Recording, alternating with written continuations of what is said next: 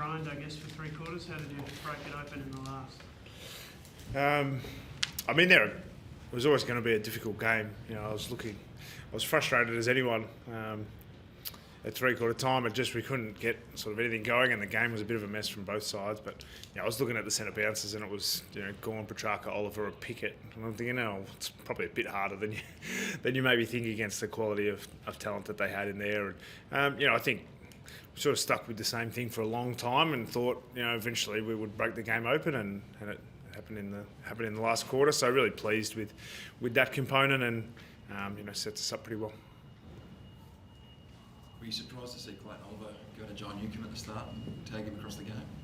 I mean, it's not something I'm not sure if he's done it before. It was a little bit interesting. I mean, Jai's probably had attention the last 3 or 4 weeks in a row now, and I think he's handled it outstandingly well. Sometimes he, offensively he just beats the guy, and then sometimes he does some team stuff. And I thought he was really important for us today. Obviously, against a midfield like theirs, you got some challenges, and the Meek versus Gawn matchup was significant in the game, and I was really pleased with how our whole midfield handled that element. It's obviously a bit of a challenge playing Melbourne, and Oliver is such a talented player and has been for so long. For someone like John Newcombe to get attention from him is a bit of a feather in the cap, and he'll continue to grow and learn how to deal with more attention. As a coach, are you relieved when you see someone like Clayton Oliver tagging one of your guys so that you don't have to plan for him, or what's the sort of response from your point?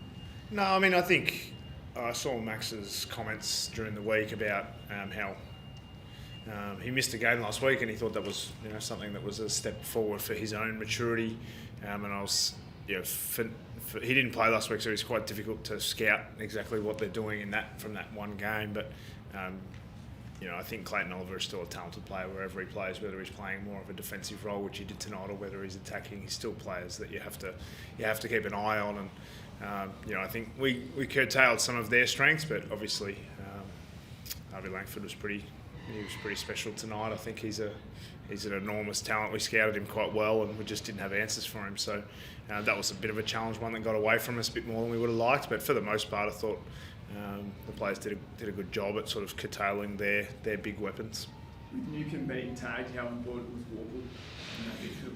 Yeah, I mean, Warps has been the thing about Warps is it doesn't matter how everyone else is playing. He always plays sort of the same way. So sometimes when the rest of the team, a lot of things aren't going well and they're just not clicking, it's Warps that's the consistent player through that period. Even if you look at the early part of last year when we were not going well at all and the midfield was getting well beaten, he was the one that was really standing up. And I think the first half, I think we were in front at half-time, but only just. But a lot of it was off the back of his good work. And the rest of the team came along after that, but he was the one who was probably the most consistent across the 4 quarters. In the first few weeks of the season, you spoke about winning in different ways.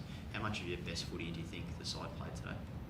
I mean, on the last part of the game, obviously it opened up a bit, and that seemed to suit us a bit more. But we know we need to be able to compete in different manners. I mean, we've set our season up quite well at this stage. As far as the ladder goes, have we played absolutely scintillating footy a couple of times this year, and for some quarters and for periods of games? I think we have, but we haven't put together this striking, amazing footy that's blowing teams away. That's every coach's hope and utopia that we're looking for. But we have been, I think we've been close to the highest pressure team in the competition. So we are getting down and dirty when we need to, and being able to win in a really tough and physical manner most of the time. And I know that the fans love the big open out there sort of play that we try to expose. But teams are very, very good at defending it now, and certainly we hope our best footy's in front of us. But we have been consistently able to compete. Other than the first half against Port Adelaide, we've been sort of in every contest, in every quarter, and I think that's what good teams that we want to be. That's what they're able to do. So we're getting closer to what we want to be. What's your plan with Darwin? Obviously, the tight turnarounds, long travel.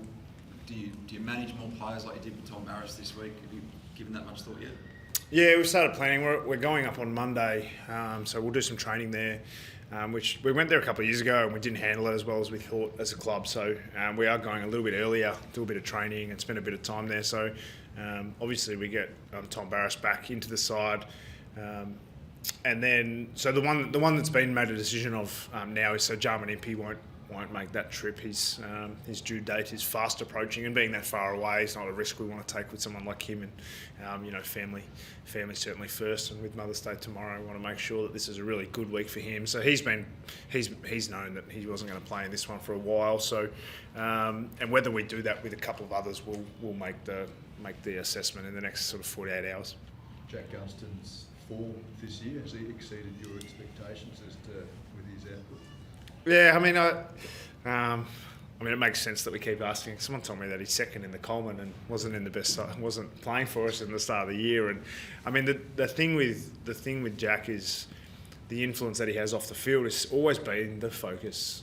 Since he came back to the club, him and Luke Bruce and Sam Frost, they're like extra coaches. They're extra staff for us. They do an enormous job with bringing the youth along and showing leading patterns, and the way that other players go about it is grown from them, and everything that they do on the field is a complete bonus. So the fact that he's having such a significant influence on the field is certainly not something that we plan for as far as like a list management point of view. We weren't thinking, Jack Gunston will be our leading goal kicker and this is how we'll progress forward. So I'm absolutely rapt for him that he's doing that, but he still is having the same, if not more, influence off the field with what he's doing with the other forwards. Cal Shadir available, Sam? Will he got through a third game today? Do you expect him to come back next week? You're a bit early on the selection call there, Josh. I'm not exactly sure just yet. I watched the first sort of quarter of the Box Hill game on my phone before the game, trying to keep a bit of an eye. But we'll get a proper rundown over the next couple of days. And he's certainly getting closer. He was limited minutes his first game, played a full game last week, full game today, and we'll see how he pulls up from that. Obviously for them, it's a shorter break as well, so it'll be a bit of a challenge to figure out who's playing just yet. But we'll take quite a big squad to Darwin to make that assessment across the week. Went early on the start there, tactically subbing Huswaite out at half time. How do you view his game early and just a move to get Weddle forward? Yeah, I mean, I think we're sort of struggling in a couple of different areas in the first half. Thought Petrarca's influence was pretty significant, so it was probably more how can we get Finn McGuinness up around the ball a bit more often, and so to get a bit more run and speed into the game. Obviously, that's something that Bailey McDonald's brings significantly, and I think we struggled to score in the early phase. So looking at, weren't sure who to put forward. So whether it was Weddle or Sicily or Hardwick or someone, and we decided to go with Weddle in the end, and that brought Bailey McDonald into the game. It brought Dylan Moore up around the ball, brought Finn McGuinness around the ball. So we thought that taking Huss out, he's young, hasn't played a lot of footy, had a bit of continuity at AFL level at this stage, and to get a bit of speed and energy into the game, we thought it was the right move, and Weds was one of the guys that was the beneficiary of that. How have you rated the response of Jack Ginnivan across the last 3 weeks? He made a big call for Easter Monday, he came straight back in, and he's almost had his 3 best games and had a lot of influence. Yeah, I mean, I think he was quite stiff today. You wouldn't have seen it for those who watch it on TV, but if you watched it live, the amount of times that he had the invisible cape on as well, he actually got free a lot, and we just weren't able to find him. We were a little bit scrappy going forward in the first 3 quarters of today. And I think the thing with small forwards is a very difficult position to be consistent in, and so when you look at the best small forwards in the competition, they quite often have periods where they're not going all that well, and he's still just so young, and while his work rate is at a high level, then he still is able to have a significant influence, and I think he's a player who's had to build more resilience than most. At 22 years old, he's been involved in more stories and more articles written about him than nearly anyone else at that age, and I think his resilience that he has built through that, it's not a surprise to me that he went to Box Hill, had a fantastic performance and really worked hard and was a great teammate, and then comes back in and does exactly the same thing. So I'm really proud of his efforts to make a big, strong contribution now that he's back in the side. Chancorth impacted a lot of contests down back, 2nd week in a row. Must be nice to see Chancorth getting a bit of continuity with his game. Yeah, I mean, Chancorth is an exciting player, and we know that the great moments for him. The thing that I've been just so wrapped with him is his consistency of his contest, and he got spoiled that I wasn't sure he was going to get up from, but he's just so athletic and using it in such a positive way for the team. So I'm really pleased that he's come into the side. Another guy who had to go out of the side, find a bit of form, but did it with a great attitude. And the Box Hill program is going from strength to strength in that area to really prepare our players for AFL footy. And we know that when these guys come in from Box Hill, that they are ready to play. And Chankworth has done a great job of taking his opportunity this time around, and we're excited by what he's going to produce in the future. We'll just take one more, Brian. Just on Jack for next week, Jack Gunston, Darwin, 5-day break.